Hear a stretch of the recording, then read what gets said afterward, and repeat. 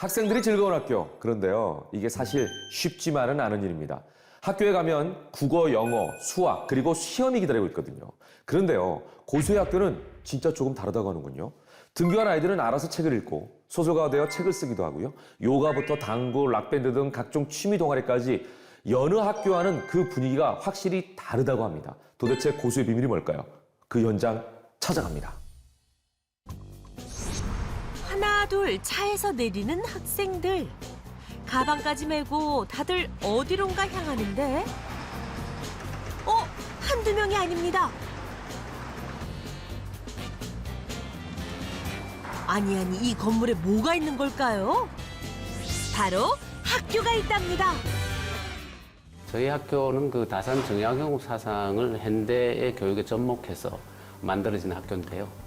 아이들은 이제 세 가지의 어떤 힘을 기르는 데 있어요. 여기서 우선적으로는 자생력을 기르고, 그리고 아이들이 관계력을 잘 형성할 수 있는 관계력을 기르고, 그리고 흔히 이제 행복도를 높이는 행복력을 기르는 이 세 가지 힘을 기르는 것이 이제 저희 학교의 목표죠.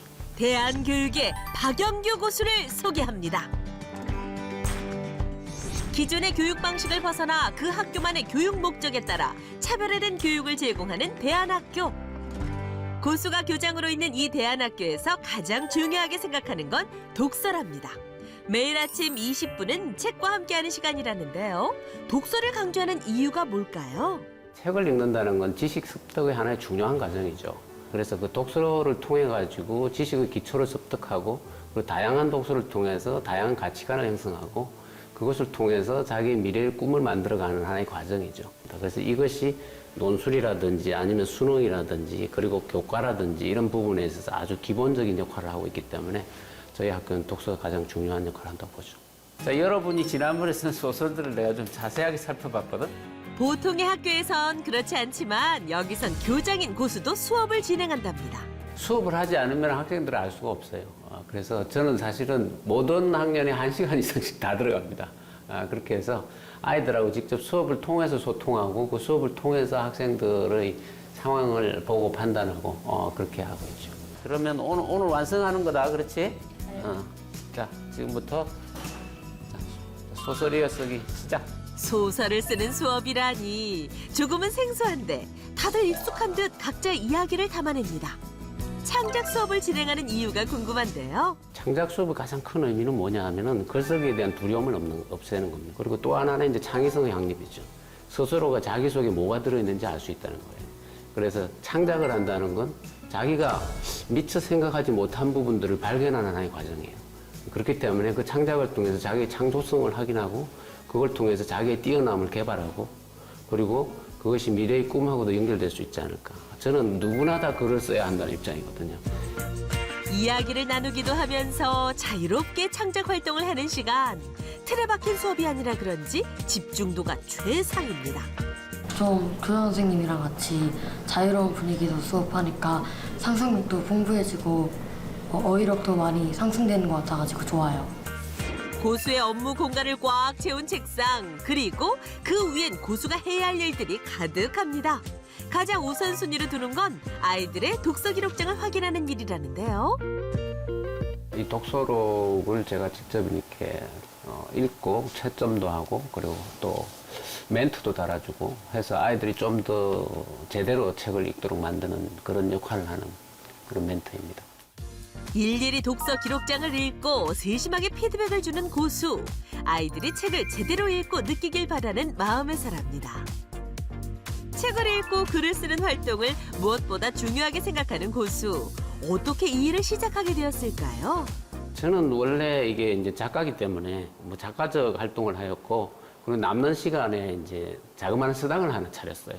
이게 이제 좋게 소문이 났나 봐요. 숫자가 너무 늘어가지고 제 집 앞에 있는 지하 한 30평 되는 공간에서 이제 얻어가지고 아이들 하기 시작했고, 그때부터 회원제가 됐죠. 작가로 활동하며 받은 관심과 사랑을 나누기 위해 대한학교를 설립했다는 고수.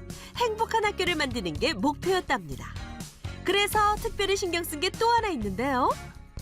바로 체육 동아리 활동. 스트레스는 싹 물리치고 체력을 쭉 올려주는 시간을 만든 거죠. 요즘 아이들이 가장 부족한 게 노는 것이 부족하고 체력이 모자라요. 그래서 기본적으로 자기가 하나 정도는 할 수 있는 운동이 있어야 된다고 보는 거거든요. 이 운동이야말로 어떤 측면에서는 아이들을 가장 머리를 밝게 만들어줘요. 원하는 운동을 배울 수 있는 체육 동아리는 물론 끼와 재능을 펼칠 수 있는 취미 동아리까지 운영해 아이들이 행복한 학교를 만든 거죠.